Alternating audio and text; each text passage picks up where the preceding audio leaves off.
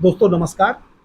दोस्तों आज का विषय है कि आपका कोई मामला जो एफआईआर लिखी गई है या मुकदमा चल गया है, एफआईआर में चार्जशीट आ गई है और दाखिल हो गया है, तो उस मुकदमे को देख करके उसके पेपर्स पढ़ करके आप ये कैसे निश्चित कर लें या कैसे निश्चिंत हो जाएं कि आपका मामला उच्च न्यायालय में धारा 482 सीआरपीसी के अंतर्गत पहुंचते ही क्वैश हो जाएगा या स्टे मिल जाएगा।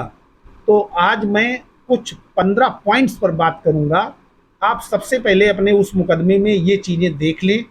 अगर ये चीज़ें आपकी केस डायरी में चार्जशीट में उपलब्ध हैं तो निश्चित मानिए कि आपका मुकदमा हाई कोर्ट से स्टे भी हो जाएगा और क्वैश भी हो सकता है। क्वैश होने के 100% चांसेस रहेंगे। आइए दोस्तों चर्चा करते हैं। अब सबसे पहले नंबर 1, दोस्तों अगर आपकी केस डायरी में आपके मुकदमे में कोई कानूनी बंदिश है जो उस मुकदमे को चलने से रोक रही है तो माननीय उच्च न्यायालय द्वारा आपके मुकदमे पर स्टे भी मिलेगा और क्वेश्चन के चांस रहेंगे। दोस्तों दूसरा पॉइंट है कि अगर कोई पार्टी कोई अनुचित उद्देश्य लेकर के आई है, माने उसका आपको फंसाने का ऐसा उद्देश्य है जो अनुचित है, तो उस अनुचित उद्देश्य को पूरा करने के लिए ये मुकदमा नहीं चलना चाहिए। आपके इस केस में क्वेश्चन का ग्राउंड मजबूत होगा। दोस्तों ये जो मैं बता रहा हूँ इस पर एक रूलिंग है, ये हनेबल सुप्रीम कोर्ट का लैंडमार्क जजमेंट है जिसमें हनेबल सुप्रीम कोर्ट ने ये बताया है कि किस स्टेज पर या किस स्थिति में कब आखिर किसी मुकदमे को क्वैश कर देना चाहिए, किसी चार्जशीट को निरस्त कर देना चाहिए, उसकी मैं चर्चा कर रहा हूँ। दोस्तों केस का नाम है Supriya Jain versus state of Haryana. इसका क्रिमिनल अपील नंबर है 1780 ऑफ 2023।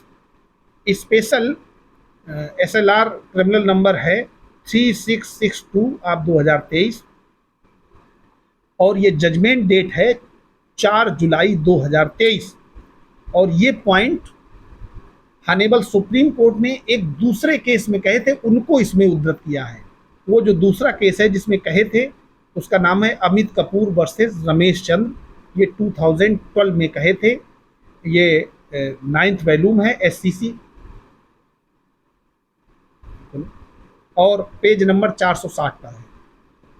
दोस्तों तीसरा पॉइंट है कि केवल इस आधार पर कि जो आरोप लगाए गए हैं वो सिविल प्रकृति के हैं, क्वेश्चन नहीं करनी चाहिए। उस पर विशेष तौर पर ये देखना चाहिए कि जो आरोप लगाए गए हैं उनमें सत्यता कितनी है और क्या वो सच्चाई जो हो सकती है रिकॉर्ड पर मौजूद है। दोस्तों चौथा पॉइंट ये है कि सुप्रीम कोर्ट ने कहा है कि हाई कोर्ट को ये देखना चाहिए कि जो आरोप लगाए जा रहे हैं, माने जो चार्जशीट में आरोप हैं, उन आरोपों पर सफाई दिए बिना क्या आरोपों का निर्माण हो रहा है। अगर उन आरोपों पर सफाई दिए बिना आरोप निर्मित हो रहे हैं तो ऐसी स्थिति में क्वेश्चन नहीं करनी चाहिए और अगर सफाई दिए बिना आरोप का निर्माण नहीं होता है तो तत्काल मामले में क्वेश्चन कर देनी चाहिए। दोस्तों पांचवा पॉइंट ये है कि हनेबल सुप्रीम कोर्ट का कहना है कि हाई कोर्ट को क्वेश्चन के ग्राउंड पर सुनते समय जो डिफेंस के एविडेंस हैं, डिफेंस की सफाई है, उस पर ध्यान नहीं देना चाहिए, उसको सुनने से बचना चाहिए। दोस्तों छठा पॉइंट है कि अगर पूरे प्रोसेस से चार्जशीट को देख करके ये पता चलता है कि ये एब्यूज ऑफ कोर्ट प्रोसेस है तो ऐसे मामले को तुरंत क्वैश कर देना चाहिए। अर्थात अगर ऐसा समझ में आ रहा है कि ये अगर मामला चलाया जाता है तो न्यायिक प्रक्रिया का दुरुपयोग होगा तो मामला क्वैश कर दिया जाना चाहिए। दोस्तों सातवां पॉइंट ये कहा है हॉनरेबल सुप्रीम कोर्ट ने कि धारा 482 सीआरपीसी में उच्च न्यायालय के पास असीमित शक्तियां हैं, किंतु उन शक्तियों का प्रयोग बहुत ही देखभाल और सावधानी पूर्वक किया जाना चाहिए। दोस्तों, आठवां पॉइंट है कि उच्च न्यायालय को धारा 482 सीआरपीसी के अंतर्गत एविडेंस पर ध्यान नहीं देना चाहिए। उसको केवल ये देखना चाहिए कि क्या प्राइमा फेसाई केस में डाउट हो रहा है या नहीं। दोस्तों, नवा पॉइंट है कि हाईकोर्ट को धारा 482 सीआरपीसी डिस्पोज करते समय प्रारंभ में ही मामला क्वेश कर देने से बचना चाहिए।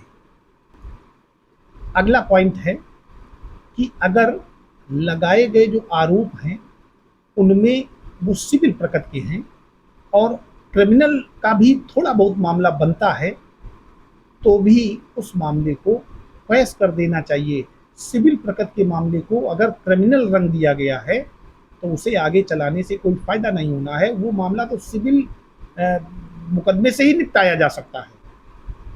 दोस्तों, अगला पॉइंट है कि रिकॉर्ड पर मौजूद एविडेंस को नहीं देखना चाहिए कि उस एविडेंस के आधार पर फिर ये पता चले कि उसका पूरा वहीं ट्रायले कर लिया जाए। अगर प्राइमा फेसाई केस में डाउट नहीं हो रहा है तो मामला क्वेश कर देना चाहिए। दोस्तों, अगला पॉइंट है कि क्वेशिंग को लेकर के जो याचिका दाखिल हुई है धारा 482 सीआरपीसी में, उस पर बहुत ज़्यादा इंक्वायरी नहीं करनी चाहिए। उन्हें पता चला कि कहीं से रिपोर्ट मंगा करके फिर सब देख करके, तो ये इंक्वायरी करने का विषय नहीं है। उसको अगर वही केस में डाउट नहीं हो रहा है तो भले ही उसको क्वेश कर दें, और अगर केस बन रहा है तो उसको फिर क्वेश नहीं करना चाहिए।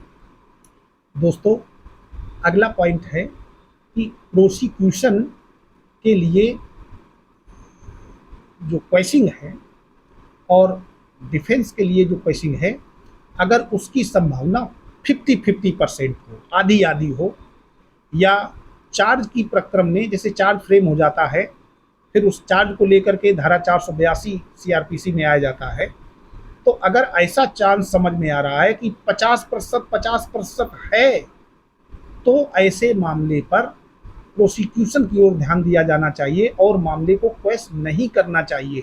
उसमें जब ट्रायल चलेगा, ट्रायल में कोई एविडेंस आ सकता है या आ गया है, ताकि वादी को न्याय मिले।